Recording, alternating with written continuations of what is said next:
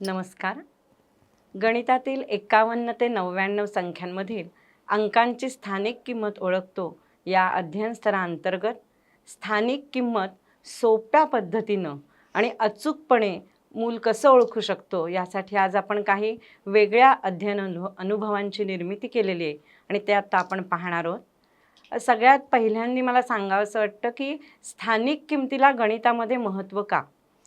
तर गणिताचा जो बेस आहे किंवा मूलभूत क्रियांमध्ये स्थानिक किमतीला फार महत्त्व आहे.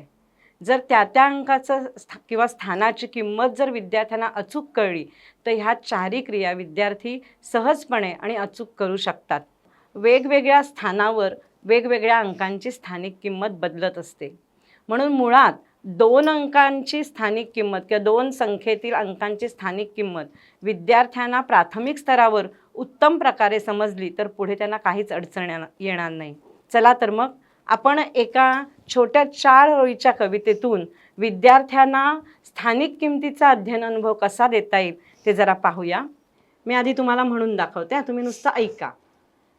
एककाची जागा पक्की, दशकाला शून्याची झप्पी, बाजूला सारून पुढे शून्य बसे, किंमत दशकाची ठरत असे.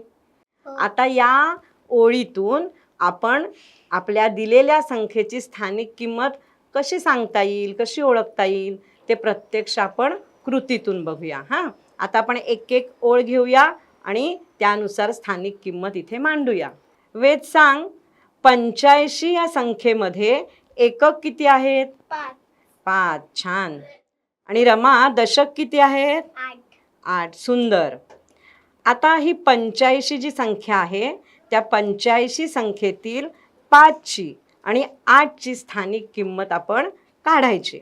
आता आपलं जे 4 ओळींचं बडबड गीत आहे त्या बडबड गीतातली एक एक ओळ आपण घेऊया आणि त्यानुसार आपण याची स्थानिक किंमत बघूया. आता पहिली ओळ काय होती? एककाची जागा पक्की. आता 85 या संख्येमध्ये 5 हे एकक आहेत, त्याची जागा पक्की आहे म्हणजे 5ची स्थानिक किंमत झाली 5. एककाची जागा पक्की झाली. आता पुढची ओळ काय? दशकाला शून्याची झप्पी. आता दशक किती आहेत? 8. मग त्याला आपण शून्याची झप्पी द्यायची म्हणजे त्याच्याजवळ शून्य न्यायचं आहे. आता कसं होईल? त्याच्या पुढची ओळ काय? बाजूला सारून पुढे शून्य बसे.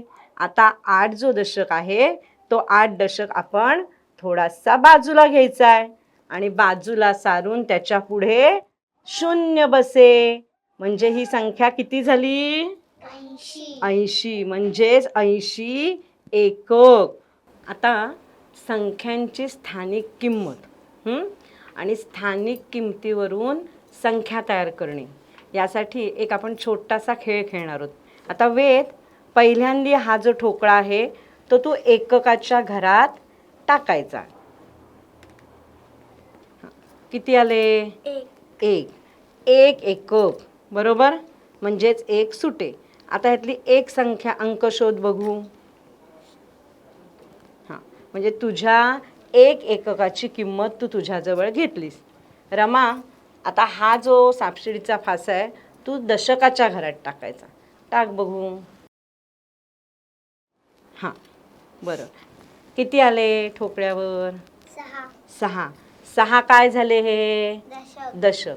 आता 6 दशक म्हणजेच आता ह्या ज्या दशक कांड्या ठेवल्या आहेत त्यातल्या तू दशक कांड्या किती घेणार?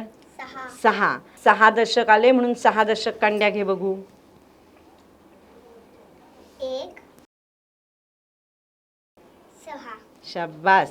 आता या 6 दशक कांड्या झाल्या म्हणजे एकूण किती झाले हे सगळे छोटे छोटे बॉक्स? 60. आता 60 संख्या खाली तयार कर, त्याच्या खाली. शाबास. म्हणजे 6 दशकाची किंमत किती झाली? 60 झाली. आता हे 60 आणि हे तुझे एक एकक म्हणजे 60 आणि 1 किती संख्या तयार झाली? 61. रमा, चल आता 61 संख्या तयार कर इथे. शाबास. अशा प्रकारे 51 ते 99 संख्यांमधील अंकांची स्थानिक किंमत हा घटक क्रीडन पद्धतीने उत्तम प्रकारे आपण विद्यार्थ्यांमध्ये घेऊ शकतो. धन्यवाद.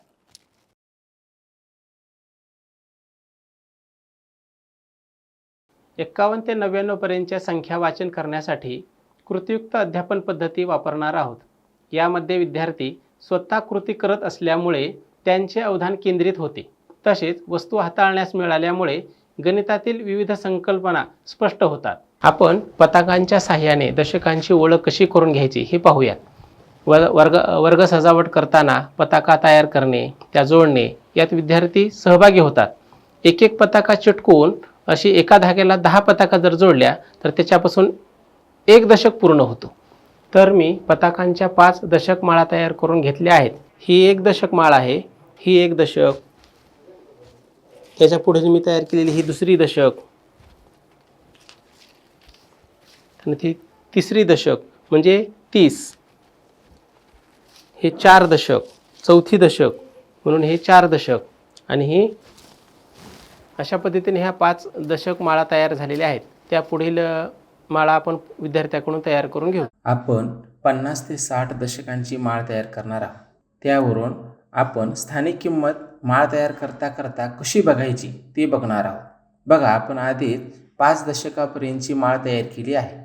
त्यात एक पताका जोडला की 5 दशक 1 एकक 51, 5 दशक 2 एकक 52, 5 दशक 3 एकक 53, 5 दशक 4 एकक 54, 5 दशक 5 एकक 55, 5 दशक 6 एकक 56, 5 दशक 7 एकक 57, 5 दशक 8 एकक 58, 5 दशक 9 एकक 59, 6 दशक 0 एकक 60. अशा पद्धतीने आपण 6व्या दशकाची माळ तयार केली आहे. समजलं का? आपण दशक माळेच्या पद्धतीने स्थान आणि स्थानिक किंमत शिकू शकतो. दशका माळमध्ये किती पताका आहेत रे? 10. बरोबर ना? म्हणजे 10 पताकांची एक माळ झाली, म्हणजे त्याचा एक दशक झाला. आत्ताच आपण मुलांनी केलेली कृती पाहिली. अशा प्रकारे कौशल्यपूर्ण पद्धतीने पताकांचा वापर करून दशक एकक स्वरूपात संख्यांचे वाचन करू शकतो. यानंतर आपण अजून एका गमतीशीर पद्धतीने संख्यांचं वाचन कसे करणार ते बघणार आहोत. हा आपल्या गणित पेटीमधील दशमान परिमाणे हा बोर्ड संख्येच्या वाचनासाठी उपयोगात आणू शकतो. या साहित्यामध्ये एकक, दशक, शतक, हजार अशा पद्धतीने 10 अब्जपर्यंत संख्या वाचनासाठी दिलेले आहेत किंवा त्याच्यामध्ये आपण वाचन करू शकतो. यातून 2 अंकी संख्येचं वाचन बघूया. ही कृती घेताना शिक्षकांनी कोणत्याही 2 अंकी संख्या घ्यावी, ती संख्या दशमान परिमाणाच्या बोर्डवर दाखवावी. विद्यार्थ्यांना वाचण्यास सांगून त्या 10 रुपयाच्या व 1 रुपयाच्या नोटांच्या स्वरूपात दाखवण्यास सांगावी. जसे मी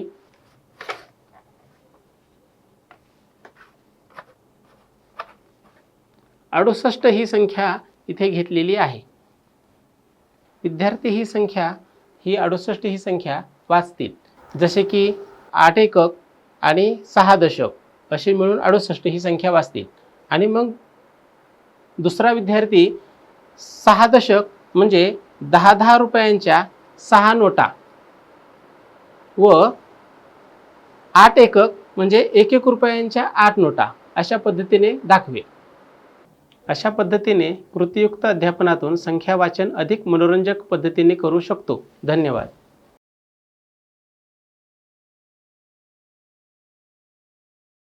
नमस्कार शिक्षक मित्रांनो.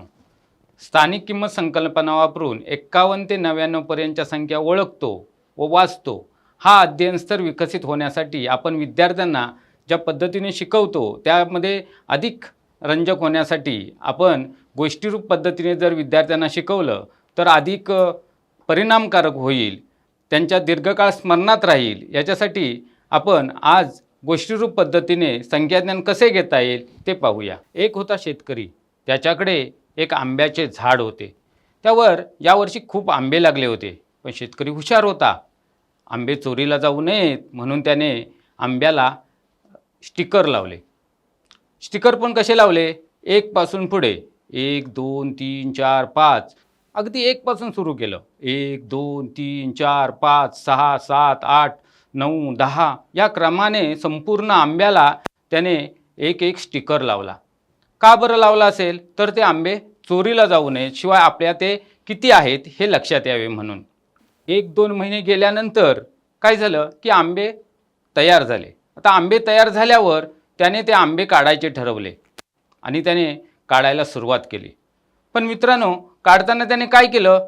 त्याच क्रमाने काढले. म्हणजे जसे त्याने 1 2 3 4 5 या क्रमाने लावले होते स्टिकर, त्याच क्रमाने त्याने आंबे काढायला सुरुवात केली. आता त्याने काय केलं पुढे की 1 ते 10 आंबे काढले आणि ते एका पेटीत ठेवले. त्याने 11 ते 20 आंबे काढले आणि दुसऱ्या पेटीत ठेवले. पुन्हा 21 ते 30 काढले आणि तिसऱ्या पेटीत ठेवले. 31 ते 40 काढले, ते चौथ्या पेटीत ठेवले. 41 ते 50 काढले, ते 5व्या पेटीत ठेवले. तोपर्यंत काय झालं? संध्याकाळ झाली म्हणून त्याने आपलं आजच्या दिवसाचं काम थांबवलं. आता बघा, एका दिवसात त्याने किती आंबे काढले? तर 50 आंबे काढले. किती पेटीत ठेवले? तर ते 5 पेटीत ठेवले. प्रत्येक पेटीत किती ठेवले? तर प्रत्येक पेटीत 10 ठेवले. म्हणजे दशकाच्या एक पेटी आपली या ठिकाणी आंब्याची तयार झाली. अशी एका पेटीत 10 आंबे, दुसऱ्या पेटीत 10 आंबे, तिसऱ्या पेटीत 10 आंबे, चौथ्या पेटीत 10 आंबे आणि 5व्या पेटीत 10 आंबे, असे एकूण 50 आंबे त्याने एका दिवसाला काढले आणि 50 आंब्याच्या त्याने 5 पेट्या तयार केल्या. दुसऱ्या दिवशी त्याने पुन्हा आंबे काढायला सुरुवात केली. आता काल किती काढले होते? तर काल 50 आंबे काढले होते. त्याने आज पुन्हा काढायला सुरुवात केली. आंब्यावरून एक आंबा काढला, तो ठेवला. म्हणजे किती झाले? कालचे 50 आणि काढलेला एक 51. 2 आंबे काढले, कालचे 50, अजून 2 काढले, 52 झाले. पुन्हा एक काढला, म्हणजे एकूण आज 3 आंबे काढले, 53 झाले. चौथा आंबा काढला, एकूण 4 आंबे काढले, 54 झाले. 5वा आंबा काढला, एकूण आज 5 काढले आणि कालचे 50, असे मिळून 55 झाले. पुन्हा एक आंबा काढला, म्हणजे आज त्याने 6 आंबे काढले आणि कालचे 50 आणि 50 आणि 6 56 झाले. पुन्हा आंबा एक काढला, 7 आंबे काढले आणि कालचे 50 आणि हे 7 मिळून 57 झाले. पुन्हा एक आंबा काढला, म्हणजे एकूण आज 8 आंबे काढले आणि कालचे 50, असे मिळून 58 झाले. अजून एक आंबा काढला, म्हणजे आज 9 आंबे काढले आणि कालचे 50 मिळून 50 आणि 9 59 झाले. आणखी एक आंबा काढला आणि आज त्याने 10 आंबे काढले आणि कालचे 50, असे मिळून एकूण 60 आंबे पूर्ण झाले.